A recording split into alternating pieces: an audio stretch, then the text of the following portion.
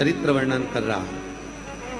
अनलासुर जब समाप्त हो गया, गणेश जी महाराज को एक दुर्वा प्राप्त हो गई। उस दुर्वा की महत्वता को जो समझा, हम तो यहाँ तक कहेंगे, शायद आप लोगों के स्मरण में है नहीं है, कि कभी कभी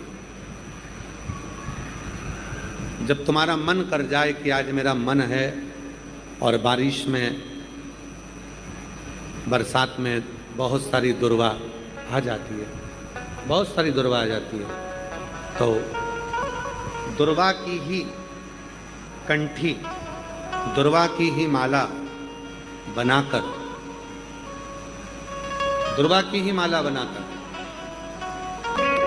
दुर्वा की ही माला बनाकर कभी कभी, जैसे ये शिवलिंग है और दुर्वा की माला बनाकर इस शिवलिंग पर उस माला को बीच में से पूरी जोड़ेंगे नहीं, आधी माला, मतलब कटी हुई होना चाहिए, जुड़ी हुई नहीं होना चाहिए। माला को, ये अशोक सुंदरी वाली जो जगह है, यहाँ से दुर्वा की माला चढ़ाते चढ़ाते चढ़ाते चढ़ाते शिवलिंग पे से माँ जगतजननी की पीठी का तक वो माला जा। अभी बारिश में दुर्वा आ जाती है, सावन के महीने में, आषाढ़ के महीने में, कुंवार के महीने में, कार्तिक के महीने में, जब तुम्हारा मन पड़ जाए, और अगर तुम्हारे बगीचे में दुर्वा मिल जाती हो, तो हर महीने भी अगर आपने यहाँ अशोक सुंदरी से दुर्वा की माला बनाई और उस माला को यहाँ से चढ़ाते चढ़ाते चढ़ाते चढ़ाते ऐसे शिवलिंग पर समर्पित करते हुए अपने उंगली पर थोड़ा सा घृत लगाकर बीच में एक बिंदी लगा दें और बाबा को अपने मन की कामना कहकर आप वापिस अपने घर पर आ जावें। 2 या 3 बार आप अगर दुर्वा की माला समर्पित कर देते हैं तो जो भी मन की कामना होती है, मेरा देव अधिदेव महादेव पूर्ण जरूर कर। उस दुर्वा की माला में वो बल होता है जो शिव को हमारी ओर केंद्रित कर। और अभी तो कितना सुंदर है सावन का महीना, और वो महीना जो भगवान शंकर को सबसे ज्यादा प्रिय है, बहुत प्रिय। कारण माँ सती, माँ उमा, माँ कात्यायनी, माँ कुष्मांडा, माँ स्कंदा, माँ महागौरी, जितनी जितनी माता पूर्व में हुई हैं, जो शिव जी के साथ में ब्याही हैं, शिव को जिन्होंने अपना बना लिया था, उन सभी माताओं ने सावन के महीने में शंकर भगवान को प्राप्त किया था। और शिव जी ने सावन के महीने में ही उनको अपना बना लिया था। और ये बात भगवान शिव ने स्वयं कही, स्वयं भगवान शंकर स्वयं नंदी से ये बात कहते हैं, नंदी मुझे श्रावण अति प्रिय है। नंदी ने पूछा क्यों, तो कहा इस श्रावण के महीने में मेरी अर्धांगिनियां मुझे भजती थी, उनको मैंने स्वीकार किया था। और यही सावन के महीने में चराचर जीव, आप देखिएगा गर्मी के समय में छोटे छोटे जो जीव जंतु सब, जितनी गर्मी पड़ती है सब मर जाते हैं। बोलो मरते कि नहीं मरते? अभी बारिश चालू हो गई, बारिश चालू हो गई तो तुम्हारे घर में ऐसे बारीक बारीक नए नए डिजाइन के कीड़े मिलेंगे, और तुम सब टेंशन में रहती हो उस कीड़े के चक्कर में। वो घुस गया, वो वहां से आ गया, ये छोटा सा, इतनी डिजाइन का, उनकी पीठ का कलर अलग देख लो, उनके पंख का कलर अलग देख लो, उनकी इल्लियों को, छोटी छोटी इल्लियों को अलग से देख लो, केचुआ देख लो, केचुआ की भी वैरायटी अलग है, कोई सफेद केचुआ, कोई काला केचुआ, कोई गुलाबी केचुआ, कोई कत्था, कितनी डिजाइन। 83,99,999 योनिया, और उसमें आखिरी योनि ये 84 लाखवीं मनुष्य की योनि। अब इतनी योनियां, और तुम्हारे घर में भी आसपास तुम देखना कितनी सारी योनियों को देख लोगे, चीटा को, और चीटे की भी एक डिजाइन आ जाती है। सावन में आते आते चीटे में भी पर आ जाते हैं। अब तुमने देखा कि नहीं देखा वो हमको नहीं मालूम है भैया, देखा तुम लोगों ने? और जितने आस्था चैनल पर सुन रहा है, सावन में चीटे में भी पर आ जाते हैं। मक्खियों की डिजाइन बदल जाती है। जिस मक्खी को एक बार भगाओगे भग जाती थी, सावन में इतनी अड़ीली हो जाती है कि आके मुंह पे बैठेगी, नाक पे उसको भगा के ले भाग भाग भाग। मक्खियां भी इतनी अड़ीली हो जाती है कि वो हटती नहीं है। क्यों? इतनी अकड़ कहां से मक्खी में आ गई, चींटे में पर कहां से आ गए, और इतना ठाट इन कीड़ों में कहां से आ गया कि हर किसी के घर में घुस जाते हैं। तो शिव महापुराण की कथा कहती है, चराचर अचर जीव जंतु पशु पक्षी सबको मालूम है सावन का महीना चल रहा है, हमारे बाबा का महीना चल रहा है जो करुणा करने वाले, ये उनको भी ज्ञान है। उसको पशुपति नाथ कहते हैं, उसको भी मालूम है। अब जरा विचार करिए, जिस चींटे में कभी पर नहीं आते वो चींटे में सावन में पर आ जाते हैं। जब चींटे को पर दे सकता है तो सावन में एक लोटा जल चढ़ाने वाले को भी मेरा बाबा उड़ा तो सकता है, आगे बढ़ा तो सकता है, उन्नति की ओर ले जा तो सकता है। वो शिव तत्व है। और तेरी कृपा बिना ना हिले एक भी अणु, लेते हैं श्वास तेरी कृपा से तनु तनु। बखान क्या करूं मैं राखों के ढेर का, चपटी भभूत में खजाना कुबेर का। हे गंगाधार मुक्ति द्वार ओंकार तू, भोले ओमकार तू, आयो शरण शंभु तार तार तू। भगवान शिव। अब गर्मी आई, गर्मी में पूरे जीव मर गए, गर्मी में सब सूख गया, कीड़े मकोड़े मर गए गर्मी की तपन के कारण। पर सावन का एक महीना जिसमें भगवान सबको फलना फूलना सब कुछ, पत्तियां भी फूलती हैं, फूल भी फूलते हैं, डालियां भी फूलती हैं, पशु पक्षी जानवर जलचर थलचर सब फूलते हैं। श्रावण का शिव को प्रिय है। और क्या कहा मेरे भोले बाबा ने नंदी से, ए नंदी, श्रावण का महीना हो, शिव तत्व की प्राप्ति को करने के लिए अगर कोई संसार का मानव मुझे पुकारता है, भजता है, शिव कथा कहती है, शिव जी कहते हैं नंदी से, उस जीव का कल्याण करने के लिए मैं स्वयं उसके द्वार तक पहुंच जाता हूं और उसका उद्धार कर देता हूं, उद्धार कर देता हूं। पर किसका चित्त लगे?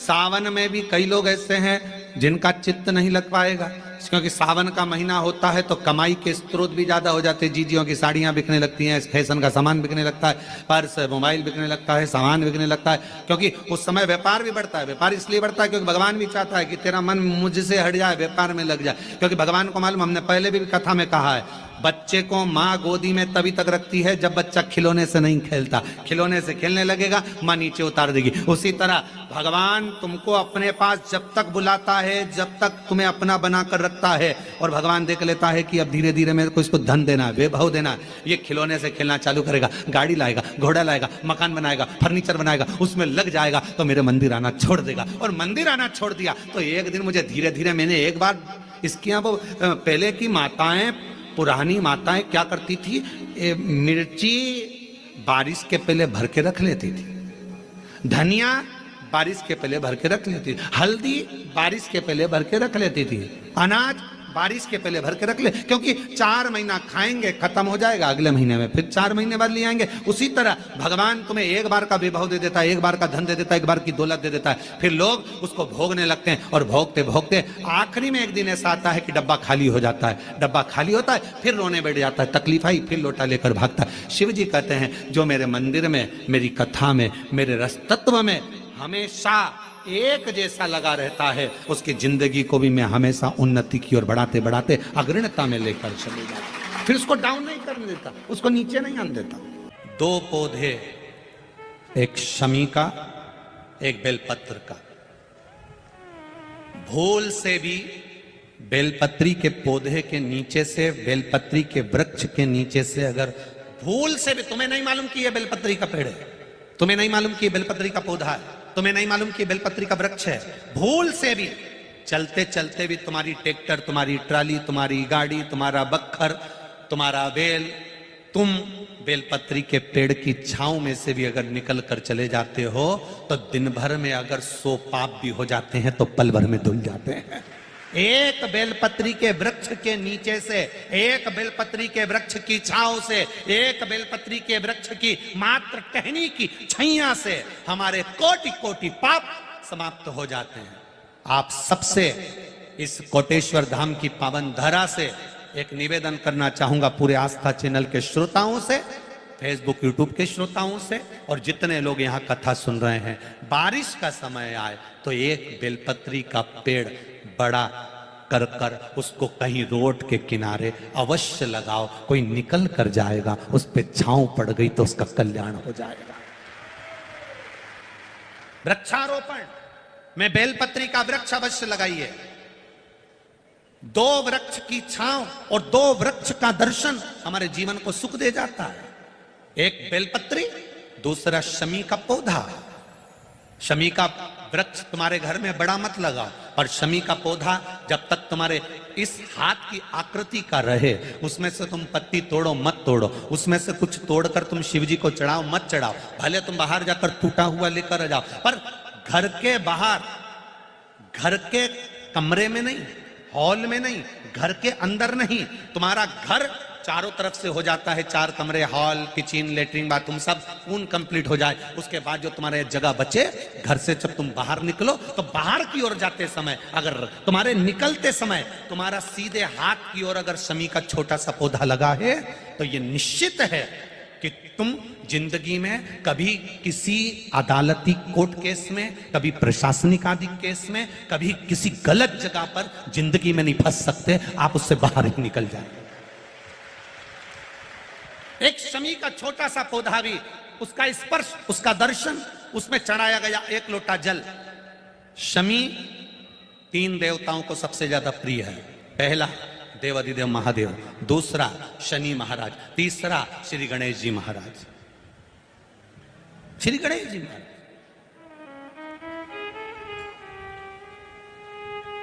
क्योंकि शमी की शादी करने वाला कौन था?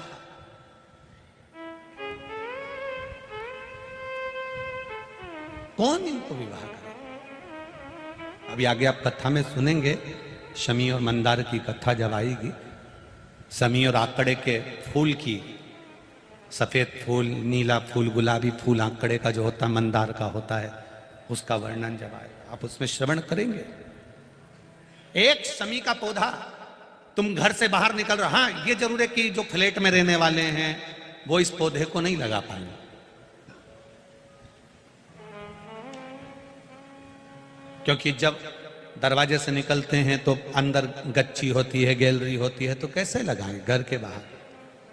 हाँ, आप डायरेक्ट निकल रहे हैं और आपका पौधा घर के बाहर लगा हो तो बात दूसरी, छोटा सा गमले में, ज्यादा बड़ा नहीं, छोटा सा। ज्यादा बड़ा हो जाए तो उसको कहीं और लगवा दो, छोटा।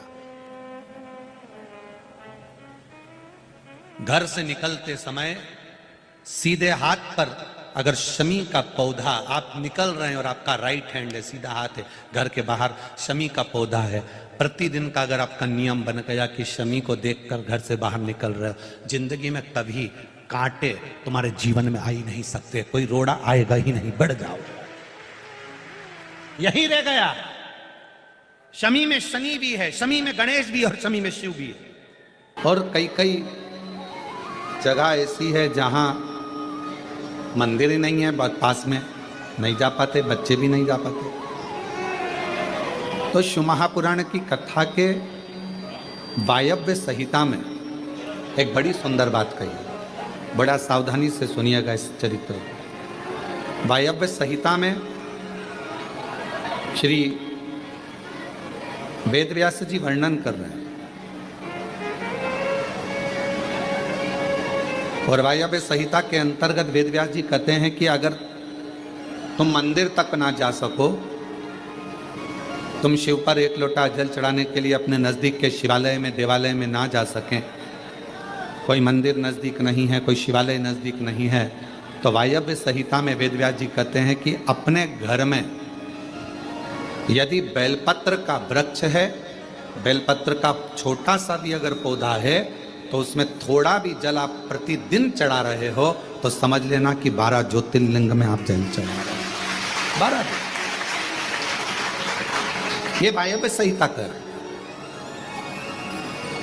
मान लो मंदिर नजदीक में नहीं है, बीमारी बहुत ज्यादा है, तकलीफ बहुत ज्यादा है, और कहा हमने कथा में सुना है कि जल चढ़ाने जाना चाहिए, तो वहां बेलपत्र का अपने गमले में एक छोटा सा पौधा लगा, छोटा सा पौधा,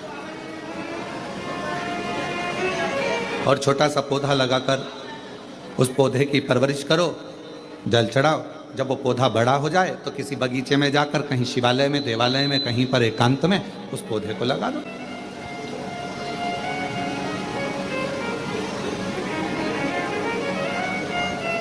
जैसे तुलसा जी को बड़ा कर तुलसा जी का मंगल विवाह शालिग्राम जी से होता है, देव उठनी एकादशी पर शालिग्राम बाबा के साथ मंगल विवाह किया जाता है, वैसे ही बेलपत्र के पौधे को बड़ा कर उसको भी शिव को समर्पित किया जाता है, भगवान शंकर को समर्पित किया जाता है।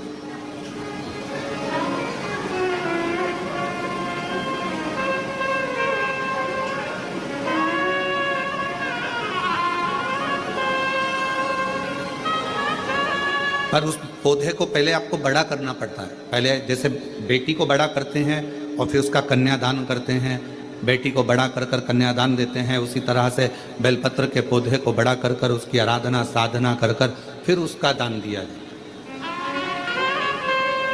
कई लोग बड़े विचित्र हैं कि भाई हमको बेलपत्री का पौधा दान करना है, कुबरेश्वर धाम आए, उज्जैनी गए, किसी गुरुजी के यहाँ गए और बाजार में से पौधा ले लिया और बेलपत्र का पौधा दान कर दिया। उसको कम से कम थोड़ा समय अपने घर में तो रखो।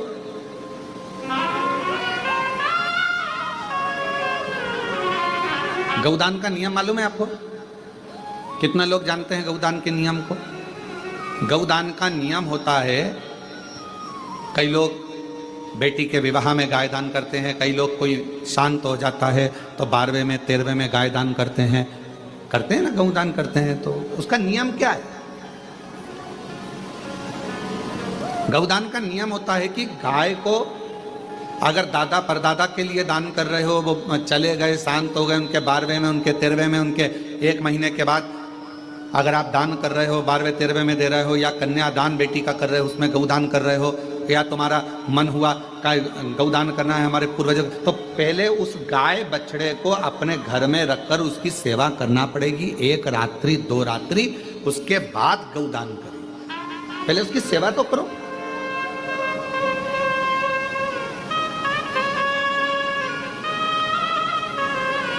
आपने तो डायरेक्ट फोन कर कह दिया गाय लिया ना, दान करना है। पंडित जी ने संकल्प छुड़ाया, गाय दरवाजे पर आई और 1 मिनट में संकल्प छूटा। पंडित जी से कहा ले जाओ गाय, लेके जाओ जल्दी से, गाय बछड़ा लेकर जाओ। पंडित जी गाय बछड़ा लेकर चले, डीले कम करो, गाय बछड़ा पंडित जी लेकर चले।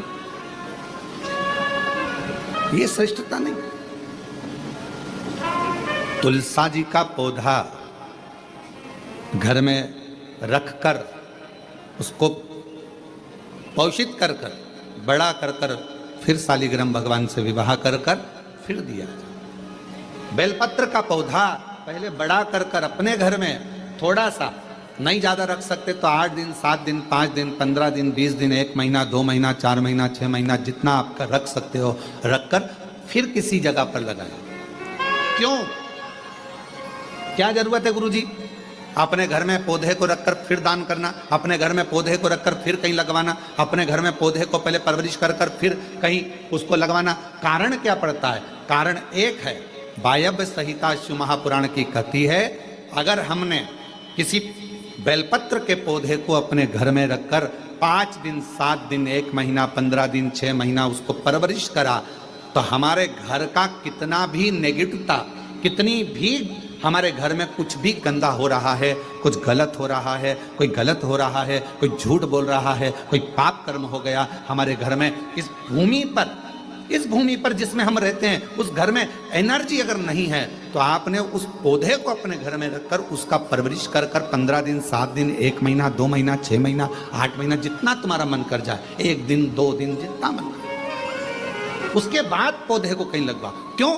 वो हमारे घर का पूरा गलत जो भी विचार होंगे, गलत सोच, गलत विचार, गलत ऊर्जा, वो पौधा ग्रहण कर लेता है, बेलपत्र का पौधा अपने अंदर उतार लेता है। बोल बम बोल बम बोल बम बोल बम बोल बम बोल बम। और आप लोग जो बैठे हो वो भी लेके आए होंगे बोल बम बोल बम बोल बम। हजारों शिव भक्त बाबा की कावड़ लेकर चले। अब लोग क्या समझते हैं कि कावड़ चढ़ाने वाले तो ऐसे ही होंगे, पर कोई पूछे कि कावड़ चढ़ाने का फल क्या है तो कहा यह ज्वाइनिंग लेटर है। कंपनी में जॉब करने के लिए, सरकार में जॉब करना है या कंपनी में जॉब करना है, किसी बैंक में जॉब करना है या हॉस्पिटल में जॉब करना है या किसी बिल्डिंग में जॉब करना है, कहीं पर भी आप जॉब कर रहे हैं, नौकरी कर रहे हैं, तो उसका ज्वाइनिंग लेटर कहां से मिलेगा? तो कहा अगर किसी कंपनी में आप जॉब कर रहे हैं तो उसका ज्वाइनिंग लेटर आपको सावन के महीने से जो 2 लोटा जल आप शिव जी को चढ़ाते हो, बस वो 2 लोटा जल से आपका ज्वाइनिंग लेटर मिल जाता है। इसके बाद तनख्वाह देना मेरा भोले बाबा चालू कर देता है, मेरा शिव जी चालू तनख्वाह, भोलेनाथ तनख्वाह देना प्रारंभ कर दे, शिव जी तनख्वाह देना प्रारंभ कर दे। अब आपको ये विचार नहीं करना कि मैंने कावड़ चढ़ाई तो मेरा भोले बाबा क्या करेंगे, मेरा भोले बाबा मेरे जल को स्वीकार करेंगे कि नहीं करेंगे, मेरे शंकर भगवान जल को स्वीकार करेंगे कि नहीं करेंगे। पर शिव तत्व कह रहा है, भगवान शंकर की पवित्र कथा कर रही है, शिव महापुराण की कथा कहती है कि जब आपने भगवान देवादिदेव महादेव को कावड़ चढ़ाई, जब आपने शिव जी को कावड़ चढ़ाई और कावड़ चढ़ाने के बाद भोलेनाथ ने आपको अपना ज्वाइनिंग लेटर दे दिया कि आज से तेरे जीवन के जितने दुख हैं, तेरे जीवन की जितनी तकलीफें हैं, तेरे जीवन के जितने कष्ट हैं, वो सारे कष्ट मेरे हो गए। आज से तेरा परिवार मेरा हो गया और उसका भरण पोषण मुझे करना है, उसको मुझे संभालना है।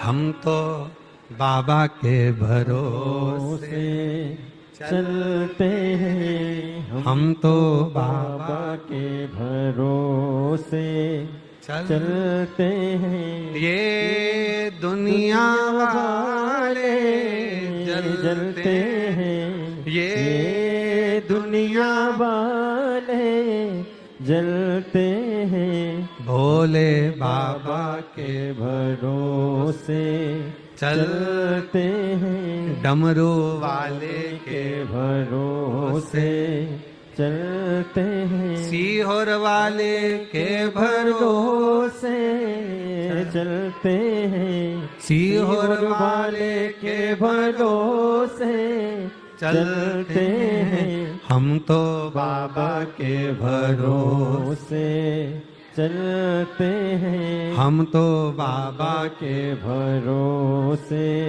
चलते हैं। बस यही। आज अगर हम देवादिदेव, आप हरिद्वार जा रहे हो, नीलकंठ पर कावड़ चढ़ा रहे हो, आप काशी जा रहे हो, गंगा जी का जल भरकर कावड़ चढ़ा रहे हो, आप देवघर जा रहे हो, जल भरकर कावड़ चढ़ा रहे हो, आप महाकालेश्वर जा रहे हो, छिपरा का जल भरकर, नर्मदा जी का जल भरकर कावड़ चढ़ा रहे हो, आप ओमकारेश्वर जा रहे हो, वहां जल भरकर चढ़ा रहे हो, आप सीहोर आ रहे हो, मां सीवन का जल भरकर कावड़ चढ़ा रहे हो, जल भर खुश होकर जाना बाबा के भरोसे और कहकर जाना बाबा आज से मेरा ज्वाइनिंग लेटर मिल गया, अब आज से मेरी तनख्वाह निश्चित हो गई।